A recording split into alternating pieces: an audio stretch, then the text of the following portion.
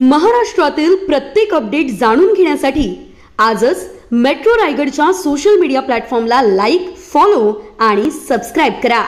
महाड तालुक्यात लैंगिक अत्याचाराच्या घटनेत वाढ झाली असून यामध्ये महिला आणि लहान मुली देखील वासनेचा शिकार बनत आहेत। काल महाड तालुक्यातील एका विभागात 10 वर्षीय अल्पवयीन मुलीवर अत्याचार झाल्याची धक्कादायक घटना घडली आहे। हा नराधम एका छोट्या वाडीत सुतारकाम करण्यासाठी गेला होता। त्यानं मुलीची आई बौद्धवाडी येथे कामाला गेली आणि तिचे वडील भोर या ठिकाणी गेले आहेत असं पाहिलं आणि मुलगी घरी एकटी असल्याचा फायदा घेत तिच्यावर लैंगिक अत्याचार केले।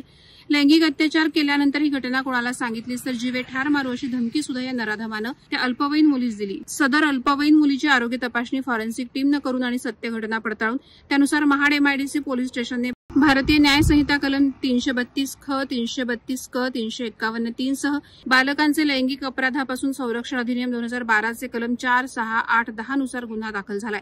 सदर बलात्कारी आरोपी सचिन पांडुरंग सुतार आरोपीला पोलिसांनी ताब्यात घेतलं असून महाड उपविभागीय पोलीस अधिकारी शंकर काळे आणि सहाय्यक पोलीस निरीक्षक जीवन माने यांच्या मार्गदर्शनाखाली पोलीस उपनिरीक्षक मुंढे या संपूर्ण गुन्ह्याचा अधिक तपास करत आहेत।